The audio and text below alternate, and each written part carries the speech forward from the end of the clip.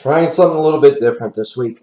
I think I can give a better explanation by talking and get Facebook off my ass because I'm not putting music in it. Suck it, Facebook. Okay, we had a double whammy. The US dollar rebounded for 1 day. 1 day, I think it jumped about 0.7% up. It's a big move for the US dollar.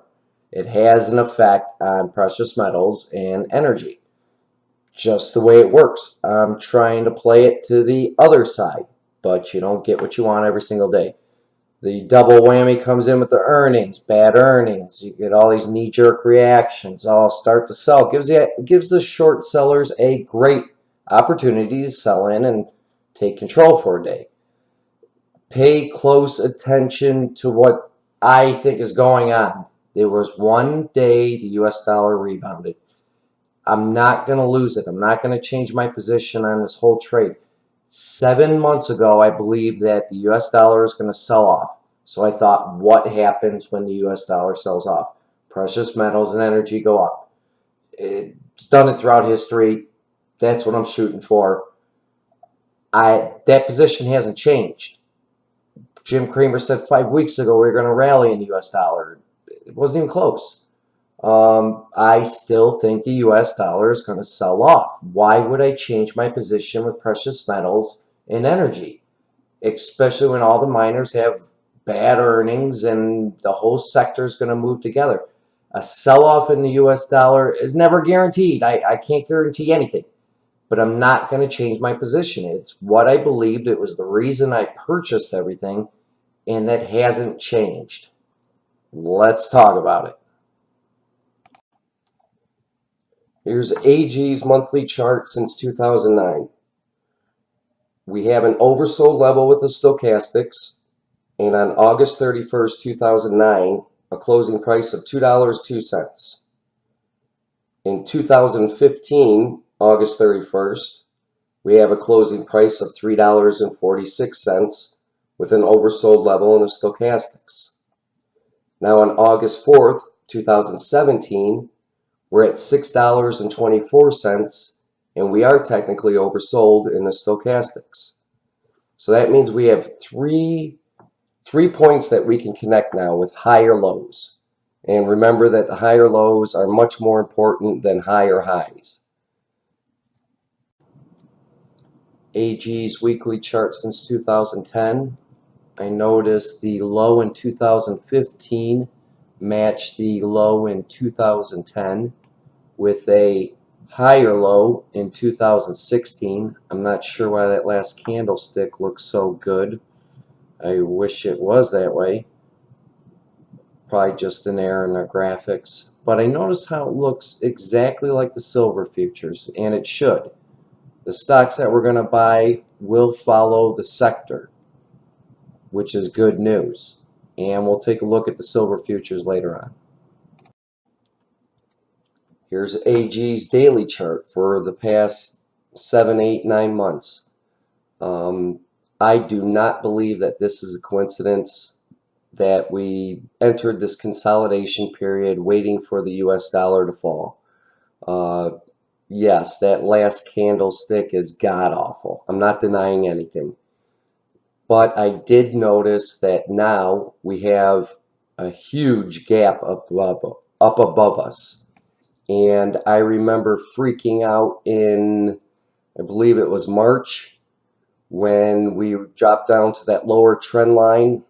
And I started complaining about the gaps where we bought in December of 2016. That gap is now filled.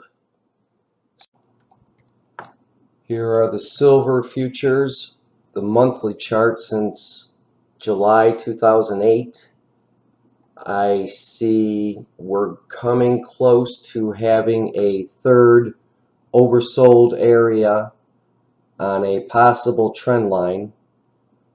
It may be difficult to see here. I think it'll be more apparent in the weekly. So let's take a look at that. Silver futures weekly since May of 2014. The dashed and solid black trend lines were drawn in the monthly chart. There were a few candlestick sell days that were in the oversold area, so I tried to connect all of them just to see what our options are. Drawing these, there's no science to drawing these trend lines. You're going to be off, they're going to be slightly off. You only get the truth when the whole process is finished. So you're trying to make the best sense out of it. We're exiting the oversold area in the stochastics. I had a buddy tell me that none of the miners had good earnings, so that even reflects in the futures.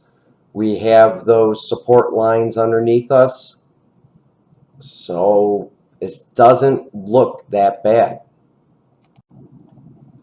Here's the silver futures since 2014 on the daily chart. The horizontal support resistance line was Friday's close. You can see for 2 years the futures have been fighting to find support, fighting resistance, getting on top, retesting in May, reaching its peak, coming down, finding support in the beginning of 2017, broke beneath it towards the beginning of July. We've got back on top of it. Friday's close was exactly there, which seems to be on the top of it, maybe possibly finding support. We've got those trend lines underneath us. It's a lot to pick through. You're trying to make the most sense out of it. This does not look bad, and we are exiting the overbought area. It sure be awesome to be oversold at the moment, but it doesn't. Nothing has to happen. The stochastics do not have to go all the way down to the oversold area. Nothing has to happen. And I do not see anything here that looks horrible or reasons to sell. We're on top of 8-year trend line still. I'm not throwing in the book on this. Even though I don't like Friday's move, it was 1 day. I'm looking at long term. Sure, it's nerve-wracking. I hated it. Gut-wrenching. But I'm not going to throw in a towel when we're still on top of possible support. It doesn't make any sense to me. Here's DO's monthly chart. I may not have these trend lines right. I understand that. I make a lot of mistakes, just like everyone else. I believe that we are in this pattern, even if these trend lines are slightly wrong at the moment. Just to give you an idea. And if you want to Google falling wedge pattern, please do. This, in my opinion, I think this is where we are. So this is from 2007, and I'm noticing that the price just keeps getting squeezed further and further. And from what I've learned, this is the type of pattern that is bullish. Here's DO's weekly chart. You can see that we're exiting the oversold area, which is under 20 in the stochastics. There's been a 21% increase in value since the bottom. You guys know the key to the trade and what I'm depending on, which happens to be the sell-off in the US dollar. We are far beneath the pivot point at 2032. So we first need to get on top of the 20 exponential moving average, the 50, and then the 2032 in the weekly chart would be the target. DO's daily chart. You can see since December 2016 the weakness all up until July 2017. Falling underneath the 20 EMA, one of the indications you're looking for in strength is for the value to get on top of the moving averages.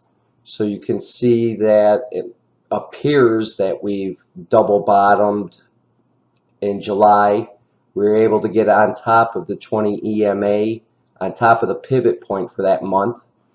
You can see the price movement coming down on the candlesticks and then buyer stepping in at the end of the day each time.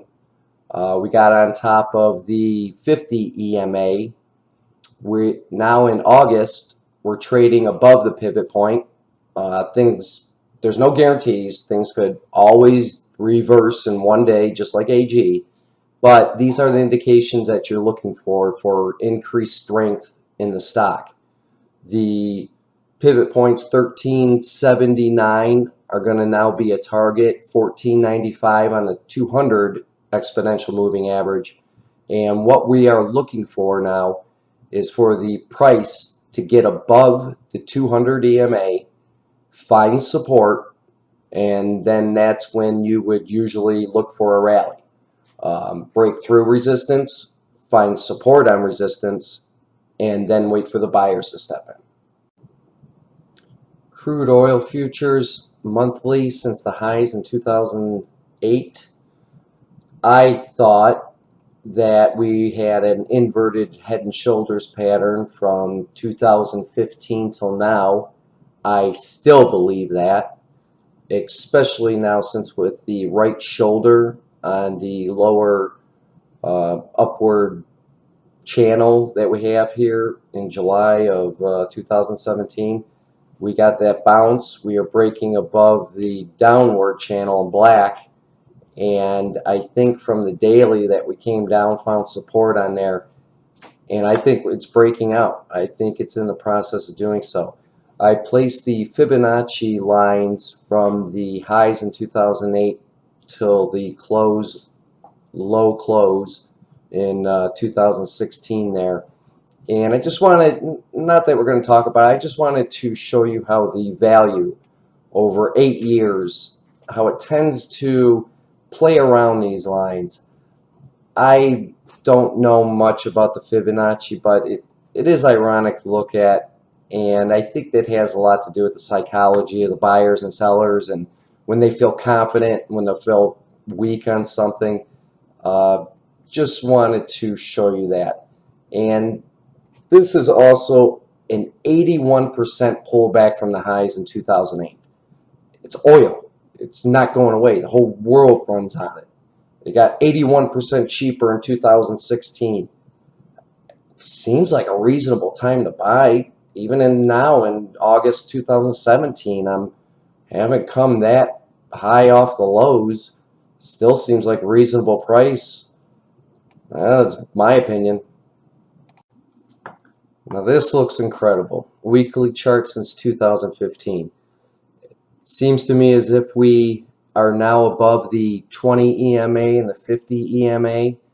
It seems as if we found support on the blue upward channel trend line and the black ones. It seems we broke out on top, sold off till we reached the EMAs and closed last week back on top of the trend line.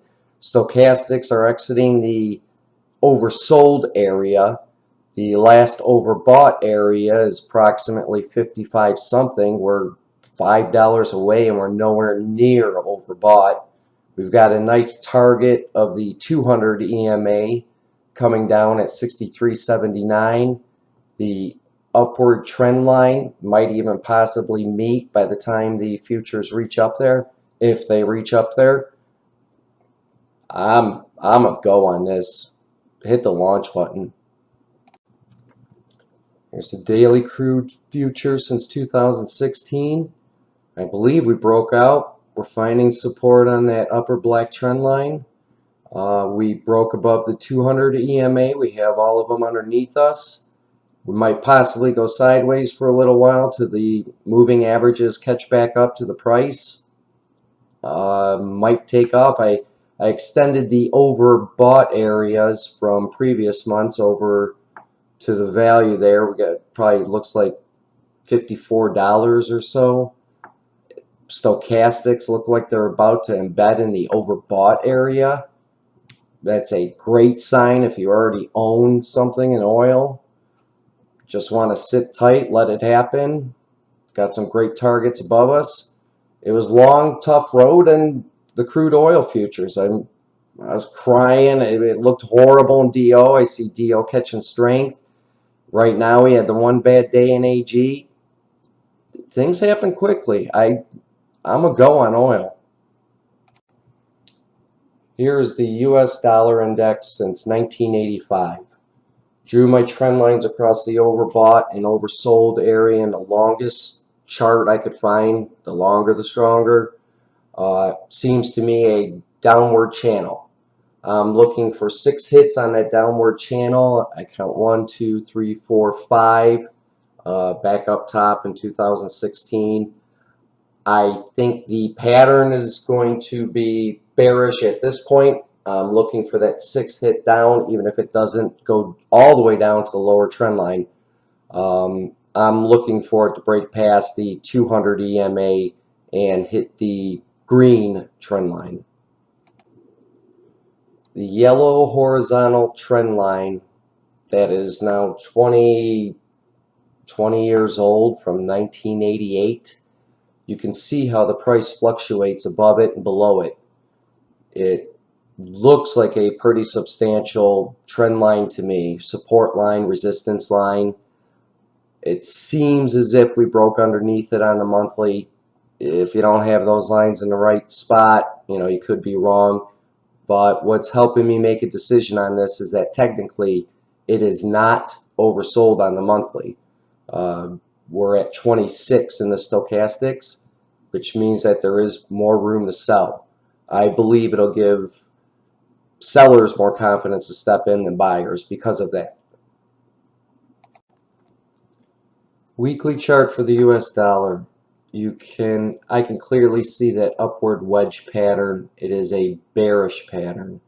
From the base, where the number 2 is, to the upper trend line, that distance is then subtracted from area or hit number 6 on the upward wedge pattern. You subtract that distance down, and it happens to be along the green trend line. I'm noticing the stochastics are embedded in the oversold area. Sellers are clearly in charge. With all the indications, I am a strong believer that the US dollar is going to continue to sell. Here's the USD daily chart since September 2016. You can see in May is when we broke underneath the lower trend line. Lost support on the 200 EMA, came from underneath, retested that trend line, retested the 200 EMA after losing support. That is part of the process. Just a few months ago, we had the 4 failed attempts to get over the 20 EMA, which shows me weakness. It seems to have showed a lot of other people weakness, considering the month and a half afterward. Now we're in the beginning of August, and I see embedded stochastics in the oversold area again. Sellers are absolutely in control. I see Friday's move of 7/10 up, somewhere around there, to retest the 22-year-old trend line from underneath.